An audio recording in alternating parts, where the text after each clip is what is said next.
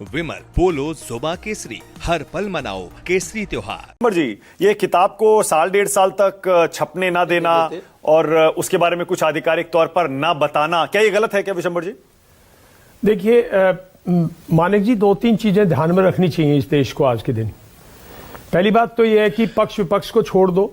पक्ष का काम आजकल है कि लीडर ऑफ ऑपोजिशन को कंप्लीटली बिलिटल करना, रिडिकुल करना, और विपक्ष का काम है कि प्राइम मिनिस्टर को अंडरमाइन करना, कॉम्प्रोमाइज बताना। अंडरमाइन करना, मैं कॉम्प्रोमाइज वर्ड यूज नहीं कर सकता, फौजी हूं, थोड़ा सा मुझे ऐसे तो कॉम्प्रोमाइज शब्द का अर्थ थोड़ा समझा सकते हैं दर्शकों के लिए? देखिए, कॉम्प्रोमाइज शब्द का बहुत गलत मीनिंग है। अगर आप ठीक से लें तो उसका मीनिंग कुछ और है कि भाई आपका पर्सनल कैरेक्टर कंप्रोमाइज में पर्सनल कैरेक्टर आ जाता है। वो मैं अपने प्रधानमंत्री के लिए कभी भी नहीं बोल सकता। ऑनरेबल प्राइम मिनिस्टर हैं। और देखिए, एक और बात है मानिक जी, दुनिया किस दौर से गुजर रही है। आज दुनिया में सिर्फ स्टेबिलिटी है ना, तो सिर्फ इसी बात की है कि भी किस सरकार की थोड़ी बहुत किस सरकार की क्रेडिबिलिटी है। तो ना तो मैं सरकार की क्रेडिबिलिटी गिराना चाहता, क्योंकि मैं थोड़ा सा पास्ट में ले जाऊंगा। जब आपने राजीव गांधी जी की क्रेडिबिलिटी गिरा दी ना, तो जो काम राजीव गांधी ने सन 84 से सन 87-88 तक किया था ना, ऐसा काम कभी देश में हुआ नहीं है। और वो वही प्राइम मिनिस्टर बिल्कुल डाइल्यूट कर दिया, और फिर देश ने 3-4 साल धक्के खाए और टेररिज्म आ गया आपके JNK के अंदर।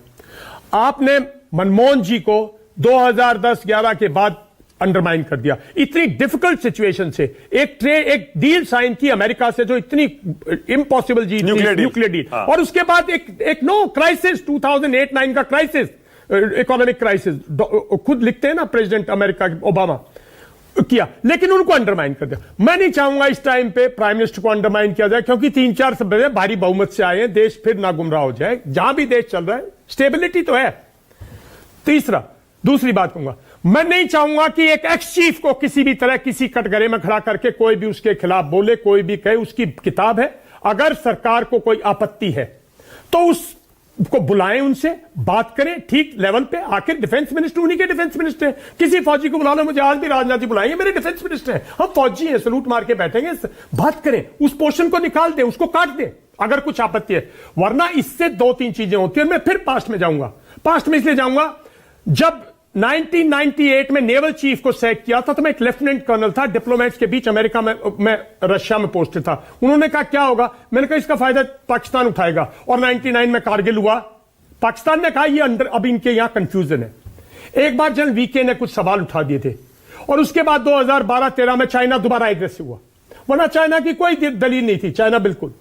तो ऐसी चीज मत कीजिए कि जिससे हमारे सैनिक, हमारे एक्स चीफ को, आज आप एक्स चीफ को अंडरमाइन करेंगे, कल आप प्रेजेंट चीफ पे अंडरमाइन करेंगे। कौन अंडरमाइन कर रहा है जी? कौन अगर आप देखिए, अब मैं बताता हूं, अगर आप उस पे कहेंगे नहीं जी ये उन्होंने लिखा है, ये नहीं लिखा जी, उन्होंने ये, उनका ये मीनिंग है, अगर आप उसको इस तरह से, उनकी किताब को अगर आप इस तरह करेंगे, तो जवान, आज का जवान बहुत जागरूक है। उन्होंने किताब लिखी है विशंबर जी, उन्होंने किताब लिखी इसीलिए कि पब्लिक डोमेन में आए। अगर नहीं आने दोगे और आप उसको इस तरह से डिस्कशन और उसको कंफ्यूज रखोगे, और एक पक्ष कहेगा नहीं उसमें कुछ और लिखा है, दूसरा पक्ष कहेगा इसका कुछ और मीनिंग है, तो आप एक देखिए ना, आपकी सेना पे आप क्या चाहते हैं ये बताइए ना, क्या होना चाहिए? किताब पब्लिश होनी चाहिए एज इट इज। नहीं, एज इट इज नहीं। मेरा मानना यह है, अगर कुछ भी ऐसा चाहे, मैंने किताब पढ़ी नहीं, वरना मैं एज इट इज भी बोल दूं, अगर उस किताब में कोई ऐसी चीज है जो हमारी सिक्योरिटी को कंप्रोमाइज करती है, तो प्रेजेंट चीफ्स को बोलो। प्रेजेंट, देखिए कारगिल की लिखी ना,